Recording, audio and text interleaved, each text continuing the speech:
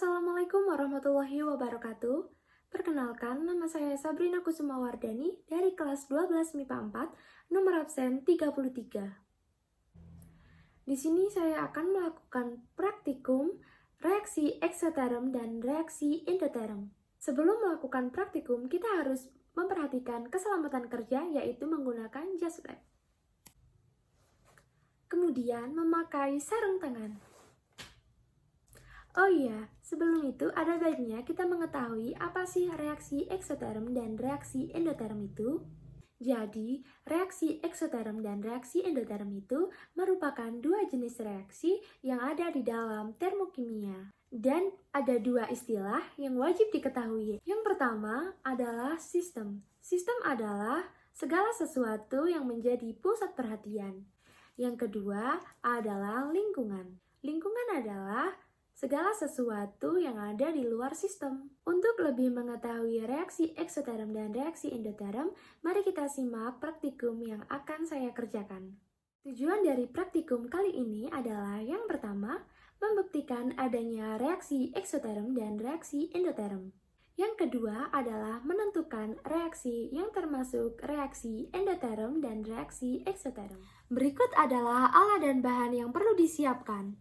Yang pertama ada air, yang kedua ada wadah, yang ketiga ada urea, yang keempat ada gamping, dan yang terakhir adalah sendok sebagai pengaduk. Langkah yang pertama adalah tuang air sampai setinggi setengah gelas, dan rasakan suhunya.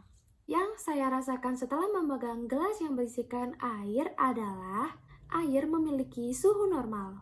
Langkah kedua yaitu masukkan 1 sendok makan urea ke dalam gelas. Kemudian aduk, pegang gelas, rasakan suhunya dan amati perubahan apa saja yang terjadi.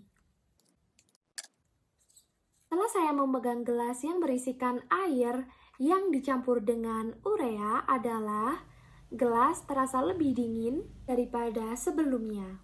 Selanjutnya, kita melakukan langkah yang sama pada video sebelumnya. Tuang air sampai setinggi setengah gelas dan rasakan suhunya. Setelah saya memegang gelas yang berisikan air memiliki suhu normal. Yang kedua adalah masukkan 1 sendok makan gamping ke dalam gelas.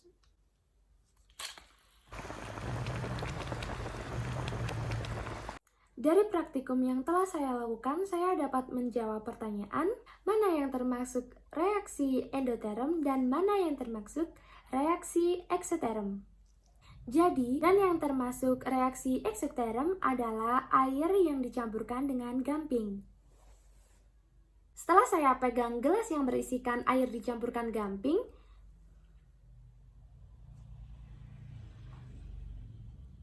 gelas terasa lebih panas daripada yang sebelumnya. Hal ini merupakan bukti dari reaksi eksoterm, yaitu melepaskan kalor. Dan dapat kita amati pada proses suhu mengalami penaikan yang ditandai dengan munculnya gelembung-gelembung dan mengalami penguapan. Yang termasuk reaksi endoterm adalah larutan yang berisikan air dicampur dengan urea. Karena pada video sebelumnya saya sudah merasakan bahwa gelas yang berisikan air dengan urea akan lebih dingin daripada gelas yang berisikan air biasa. Hal ini dapat membuktikan bahwa suhu pada sistem mengalami penurunan. Dan dapat diamati kembali terdapat embun di sekeliling gelas, yang membuktikan bahwa larutan yang ada di dalam gelas memiliki suhu yang rendah. Kesimpulan yang dapat saya ambil dari praktikum kali ini adalah yang pertama, reaksi eksoterm adalah reaksi yang disertai perpindahan kalor dari sistem ke lingkungan yang biasa disebut melepas kalor. Dan reaksi endoterm adalah reaksi yang disertai dengan perpindahan kalor dari lingkungan ke sistem yang biasa disebut menyerap kalor.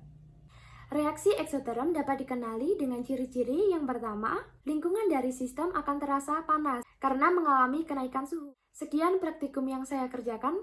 Apabila ada kesalahan kata dan perbuatan, saya mohon maaf yang sebesar-besarnya.